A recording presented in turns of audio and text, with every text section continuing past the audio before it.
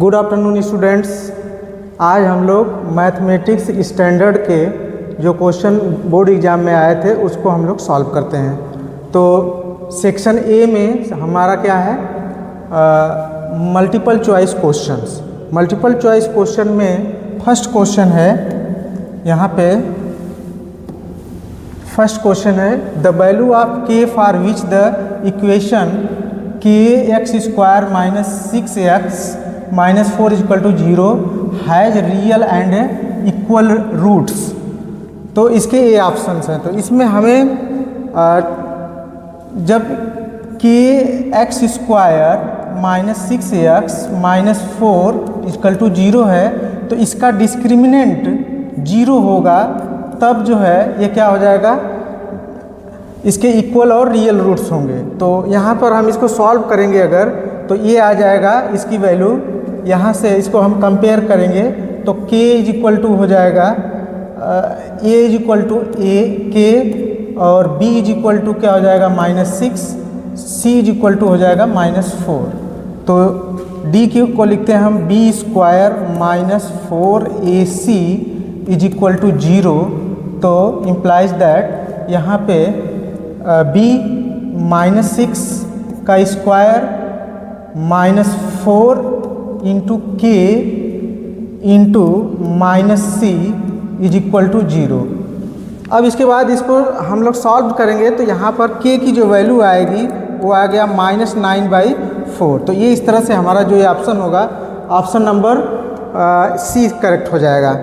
इसके बाद second question में हम लोग चलते हैं। The line segment joining the points P -4 -2 and Q 10 4 the is divided by y axis in the ratio.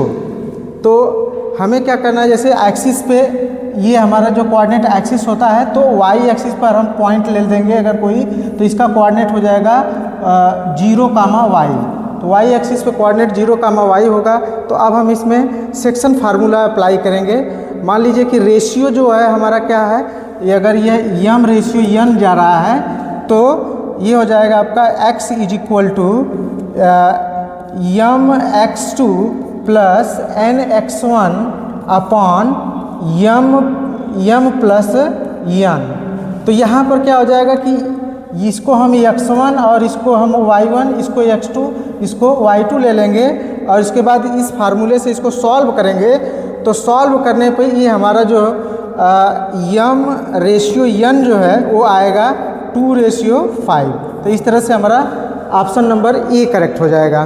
इसके बाद नेक्स्ट क्वेश्चन नंबर थर्ड पे हम लोग चलेंगे। क्वेश्चन नंबर थर्ड जो है, यहाँ पे थर्ड में कह रहा है कि if the zeros of a polynomial px are -3 8, यानी जीरोज क्या है -3 और 8 है, तो इसका जो कि पॉलिनोमियल क्या होगा।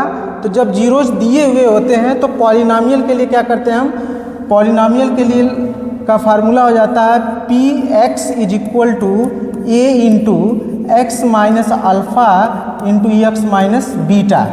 तो यहाँ पर जो अल्फ़ा है, अल्फ़ा बराबर यहाँ पे क्या है -3 है और बीटा इज इक्वल टू क्या है 8 है।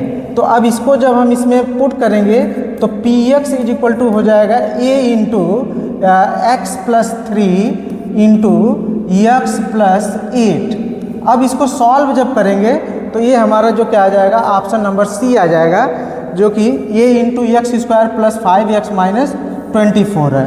तो इस तरह से ऑप्शन नंबर 3 करेक्ट आंसर होगा। इसके बाद नेक्स्ट हम लोगों का क्वेश्चन नंबर 4 है।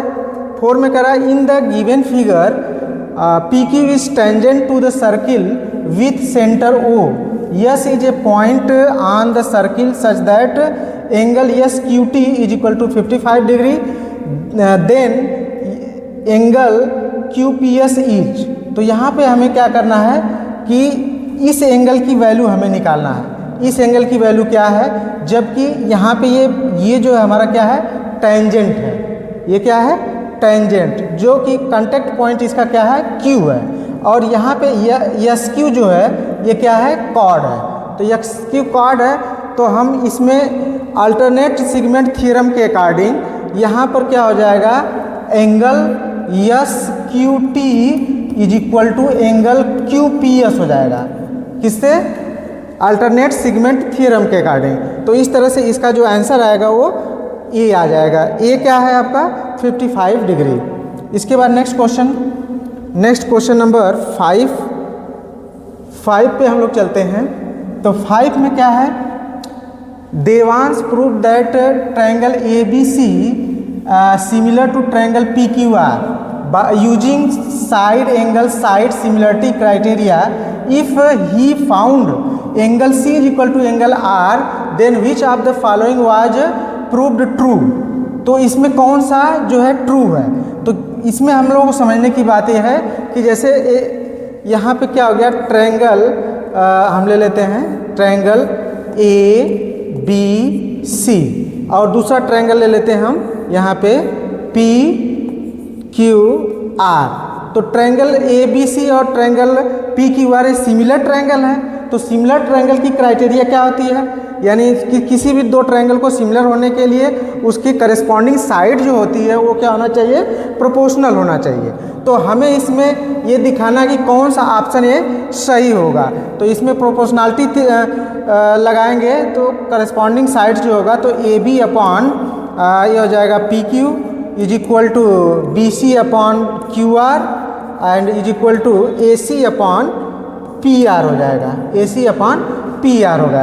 तो अब हम ऑप्शन को अगर देख रहे हैं यहाँ पे तो ये हम ये पाएंगे इसमें कि ये जो इसको हम सिंप्लीफाई करते हैं तो ये पा जाएंगे कि A C upon B C is equal to P R upon Q R हो जाएगा। तो इस तरह से ऑप्शन जो है डी करेक्ट हो जाएगा। ठीक है। नेक्स्ट क्वेश्चन जो है while calculating mean of a grouped frequency distribution step deviation method was used. It was found that x bar is equal to 64, h is equal to 5, a is equal to 62.5. The value of u bar, तो u bar की value क्या है? तो ये हमें mean निकालने के लिए जो स्टेप डेविएशन मेथड का यूज किया जाता है। तो स्टेप डेविएशन मेथड में क्या होता है कि मीन का जो होता है X bar is equal to A plus H U bar होता है। क्या होता है? X bar is equal to A plus H U bar. अब इस फार्मूले को लगा करके हम यहाँ पे क्या करते हैं? सॉल्व करेंगे। जैसे ये 62.5 इज इक्वल टू ए की वैल्यू क्या है यहाँ पे? सॉरी, ये ए की वैल्यू जो है यहाँ से ये हम पुट कर ले हैं। X bar is equal to 64 is equal to a 62.5 plus h जो है यहाँ पे 5 और ये यू बार। तो इस तरह से ये क्या हो जा रहा है? ये हमारा इसमें इसको सिंप्लीफाई करेंगे तो इसकी वैल्यू जो आएगा सी आएगा, सी का यानी 0.3 आ जाएगा। ठीक है। नेक्स्ट क्वेश्चन नंबर 7 पे आते हैं हम लोग। 7 में क्या है? A conical cavity of maximum volume is carved out from a wooden solid hemisphere of radius 10 semi. Curved surface area of the cavity carved out is पाई की वैल्यू जो है 3.14 यूज करना है। यस तो कोनिकल कैविटी हमें निकालना है, यानी इस फिगर का ये जो क्या करना है, हमें सरफेस एरिया निकालना है। तो इसका जो सरफेस एरिया जो होगा वो क्या आ जाएगा? इसमें हम जो क्या करते हैं एल निकाल लेते हैं और एल निकालेंगे तो इसमें जो स्मॉल आर, कैपिटल आर और एच जो होगा इसकी वैल्यू जो होगा 10 सेमी हो जाएगा। तो इसमें जो C S A curve surface area निकालेंगे कोन का तो ये आ जाएगा पाई आर एल, ये फार्मूला यूज करेंगे हम और इसमें जो है कि ये सभी वैल्यूज़ को पुट कर लेंगे तो ये जो हमारा क्या आ जाएगा? ऑप्शन नंबर ए इसका करेक्ट हो जाएगा। इसके बाद नेक्स्ट क्वेश्चन हम लोग चलते हैं क्वेश्चन नंबर 8 पे। तो क्वेश्चन नंबर 8 में क्या है? ये एपी सीरीज का एक क्वेश्चन है। एपी सीरीज मतलब अर्थमेटिकल प्रोग्रेशन। तो यहाँ पे कह रहा है कि एन जो है आपका represents direct term of the AP equal to this, then the value of A16 minus A12 is. तो क्या इसका होगा? तो A16 मान लीजिए इसमें क्या करते हैं हम first term a is equal to अगर देखें तो -15/4 हो जाएगा, और d इसका निकालेंगे तो क्या हो जाएगा -10/4 -15/4। इसको सॉल्व करेंगे तो इसको जो सॉल्व करेंगे तो ये आ जाएगा आपका सॉल्व करने पे यहाँ पे d की वैल्यू निकाल लेंगे हम, तो d की वैल्यू निकालेंगे तो -10/4 प्लस 15/4 इज इक्वल टू 5/4। अब हम यहाँ पे इस फार्मूले में यानी इसमें जो क्या करेंगे a और d की वैल्यू को रखेंगे, यानी हम ऐसे an is equal to a plus n-1 into d का फार्मूला यूज करेंगे, और उसके बाद a16 और a12 निकाल करके हम इसकी वैल्यू निकालेंगे तो ये आ जाएगा 5। इसके बाद नेक्स्ट क्वेश्चन देखते हैं हम लोग। थोड़ा हमें जल्दी करना है इसलिए थोड़ा फास्ट मैं बता रहा हूँ, इसलिए the value of p for which roots of the quadratic equation x square minus px plus 6 equal to 0 irrational is. तो इसमें p की क्या वैल्यू होगा कि जिससे कि ये रेशनल आए। तो रेशनल आने के लिए क्या होता है, डिस्क्रिमिनेंट क्या होना चाहिए, ये डिस्क्रिमिनेंट जो होना चाहिए परफेक्ट स्क्वायर होना चाहिए। तो परफेक्ट स्क्वायर होगा तब, तो यहाँ पर हम जो है क्या करते हैं, ये b जो है -5 यदि रखेंगे तो डिस्क्रिमिनेंट इसका क्या आ जाएगा, परफेक्ट स्क्वायर आएगा। तो ये जो है क्या होगा, इसका आंसर हो जाएगा। ठीक, नेक्स्ट क्वेश्चन चलते हैं हम। नेक्स्ट क्वेश्चन नंबर 10 पे आ गए। ये क्या है, question number 10, which of the following can not be probability of an event.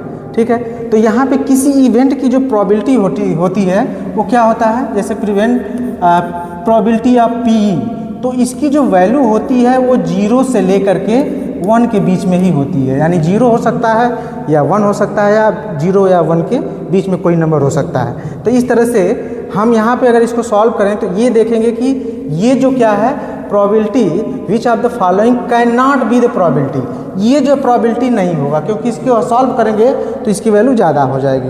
अब आगे देखते हैं क्वेश्चन नंबर 11।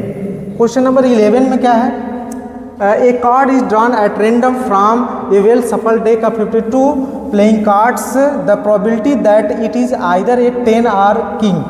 10, तो 10 क्या होता है, तो 10 देखिए हमारे यहाँ पे प्रोबेबिलिटी अगर इसका निकालें तो 10 और किंग, तो 10 और किंग, तो यहाँ पे क्या हो जाएगा 4 + 4, ये जो है हमारे 8 हो जाएंगे। तो प्रोबेबिलिटी का जो फार्मूला आता है P is equal to favourable outcomes upon total outcomes. तो टोटल जो कार्ड्स होते हैं वो 52 होता है, और यहाँ पर ये जो क्या हो गया 8/52 हो जाएगा। इसको कट कर देंगे तो यहाँ पे हो जाएगा ये 4 × 2 = 8, यानी ये बी ऑप्शन इसका करेक्ट हो जाएगा।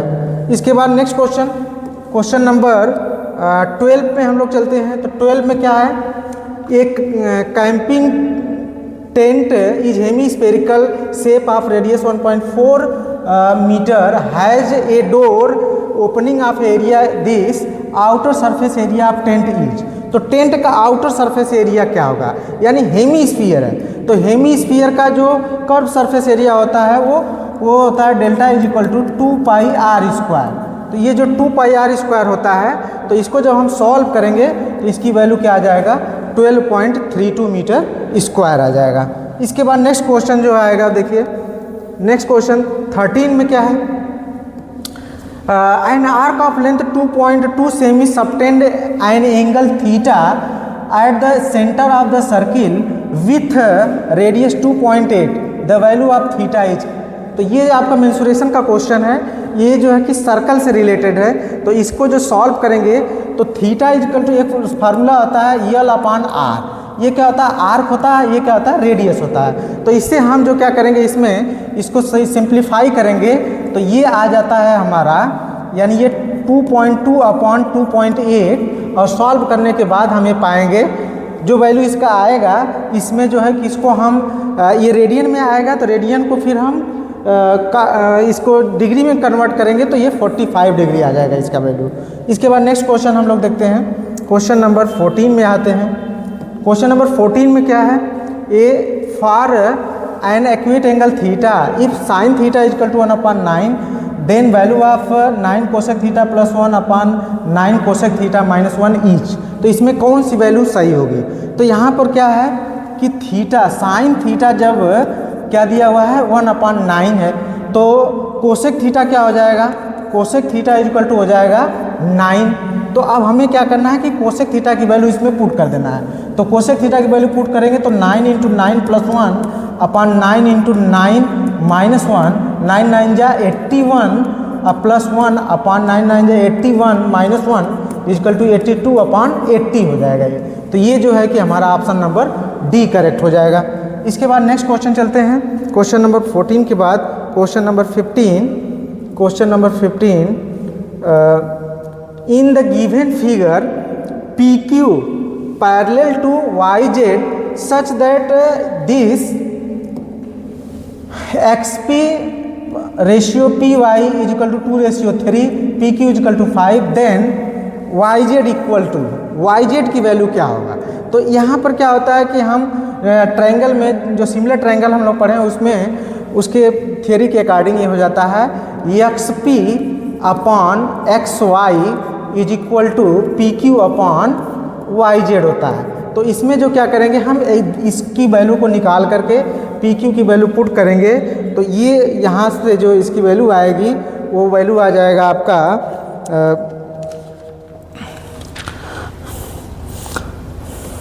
इसका वैल्यू जो आएगा ये सॉल्व करने पे 12.5 आ जाएगा। इसके बाद next question 16 Meena calculates that the probability of her winning the first prize in a lottery is 0.08.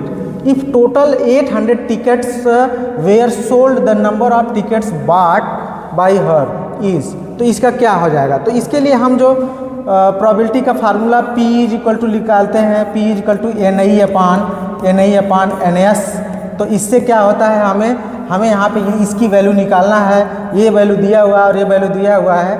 तो इसमें हम ऐसे इसको जब पुट करेंगे तो 0.08 is equal to NI upon NS जो होगा उसमें 800 होगा। अब इसके बाद इसका क्रॉस मल्टीप्लाई जब कर देंगे तो ये आ जाएगा आपका 64। तो 64 इसकी जो क्या हो जाएगी वैल्यू हो जाएगा। इसके बाद क्वेश्चन नंबर 17 में देखते हैं हम लोग। 17 में क्या है? 17 में a wire is attached from a point A on the ground to the top of a pole BC। यानी ये क्या है? पोल है ये pole BC making an angle of elevation 60 degree if AB is equal to 5√3 metre the length of the wire is. तो इसका यानी ये लेंथ पूछ रहा है। तो यहाँ पे क्या करेंगे हम, यहाँ पे ये बेस पता है हमें, तो क्या लगाएंगे cos 60 डिग्री। तो cos 60 degree is equal to क्या हो जाएगा बेस अपॉन हाइपोटेनियस, यानी AB अपॉन क्या हो जाएगा ये AC। तो cos 60 की वैल्यू 1/2 होता है और AB की वैल्यू जो है यहाँ पे 5√3 है अपॉन AC। तो अब AC जो होगा AC की वैल्यू क्या हो जाएगा आपका क्रॉस मल्टीप्लाई कर देंगे तो 10√3 हो जाएगा। तो इसका ऑप्शन नंबर बी करेक्ट हो जाएगा। इसके बाद नेक्स्ट क्वेश्चन चलते हैं हम लोग। क्वेश्चन नंबर 18 ये भी ट्रिग्नोमेट्री का क्वेश्चन है। ये कह रहा है कि simplest form of sec A upon under sec square A minus 1 is. तो इसका सिंपलेस्ट फॉर्म क्या होगा? तो सिंपलेस्ट फॉर्म के लिए सेक ए बराबर क्या है 1/cos ए होता है। और यहाँ से और एक आइडेंटिटी हम यहाँ पे लगा सकते हैं सेक स्क्वायर ए। तो tan square A is equal to क्या होता है sec square A minus 1। Sec square A minus 1 होता है। तो इस तरह से यहाँ से इसको हम इस आइडेंटिटी को यूज करेंगे तो ये आ जाता है। यहाँ पे सॉल्व कर देते हैं इसको हम लोग। तो सेक ए अपॉन √tan स्क्वायर ए यानी ये हो गया 1/cos ए होल अपॉन यहाँ से हो जाएगा आपका साइन ए अपॉन cos ए हो जाएगा। तो ये जो cos से cos कट जाएगा 1/sin ए आ जाएगा और sin ए तो 1/sin ए को हम क्या लिख सकते हैं कोसेक ए। तो इस तरह से ये जो है कि ऑप्शन नंबर सी सही हो जाएगा। अब इसके बाद नेक्स्ट क्वेश्चन हम लोग का आ जाता है assertion and reason based question. तो assertion and reason based question में क्या है, ये जो है कि हमारे डायरेक्शंस दिए हुए हैं। अब इसके बाद हम पहला असर्शन इसमें चेक करते हैं क्या है। असर्शन क्या है, the system of linear equation 3x, the system of linear equation 3x minus 5y plus 7 is equal to 0 and minus 6x plus 10y plus 14 is equal to 0 is inconsistent। ये क्या है, inconsistent है। Reason इसमें दे रहा, when two linear equations do not have unique solution they always represent parallel lines. ठीक है, तो अब इसमें जैसे हम क्या करते हैं कि a1 upon a2 is equal to b1 upon b2 is equal to c1 upon c2, यानी इसे हम कंपेयर जब करेंगे तो ये पाएंगे कि ये जो है ये कंडीशन को फॉलो करेगा और यहाँ से क्या हो जाएगा हमारा, ये जो हो जाएगा ऑप्शन नंबर सी हो जाएगा कि ये जो है इनकंसिस्टेंट होगा, बट रीजन जो है क्या है इसका फॉल्स है। तो ये जो है कि हमारा ऑप्शन नंबर सी सही हो जाएगा। इस तरह से इसके बाद क्वेश्चन नंबर हम लोग चलते हैं 20 पे। 20 में दिया है कि ये जो है आपका HCF this is equal to this where m is a prime number and reason HCF of two numbers is always less than or equal to the smaller number. ठीक है, तो यहाँ पर क्या कर रहा है, इसका जो ये असर्शन है वो के करेक्ट कर रहा है, तो इसका रीजन उसको डिफाइंड कर रहा है इस तरह से, इसलिए इसका जो ऑप्शन हो जाएगा वो ऑप्शन नंबर ए सही हो जाएगा। यहाँ पर ऑप्शन नंबर ए में क्या है, option number A, both assertion A and reason are true and reason R is the correct explanation of the assertion A. ठीक है, तो ये हम लोग ने MCQ कंप्लीट कर लिया है बेटा। अब हम लोग अगले सेशन में हम लोग शॉर्ट आंसर क्वेश्चन या सेक्शन बी के क्वेश्चंस को सॉल्व करेंगे। Thank you.